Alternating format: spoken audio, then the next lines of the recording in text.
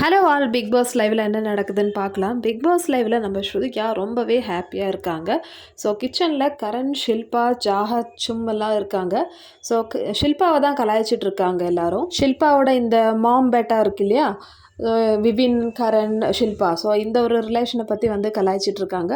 ஷில்பாவும் வந்து ஹாப்பியாக வந்து பேசிகிட்டு இருக்காங்க. ஸோ அதெல்லாம் வந்து இப்போ பேசாது அப்படின்னு சொல்லிட்டு ஷில்பா சொல்கிறாங்க. அது மட்டும் இல்லை, ஷில்பாவை கலாய்ச்சிட்டு ஸ்ருதிகாவும் கரணும் எல்லாருமே வந்து ஒன்றா சேர்ந்து சிரித்து பேசிகிட்டு இருக்காங்க. இது பார்க்கும்போது நம்மளுக்கு ரொம்ப கஷ்டமாக இருக்குது. ஏன்னா பாவம் ஸ்ருதிகாவுக்கு தெரியல அவங்க வந்து வெளியே போகிறாங்கன்னு சொல்லிட்டு. ஸோ அவங்களுடைய பிக் பாஸ் சீசன் 18ஓட கடைசி நொடிகள் தான் வந்து போயிட்டு இருக்கு. இனிமேல் நம்ம ஸ்ருதிகா பிக் பாஸ் 18ல் இருக்க மாட்டாங்கன்னு சொல்லிட்டு நினைக்கும்போது கொஞ்சம் கஷ்டமாக தான் இருக்குது. ஸோ இவ்வளோ நாளாக வந்து ஸ்ருதிகாக்காக தான் வந்து நம்ம பிக் பாஸ் பார்த்தோம்.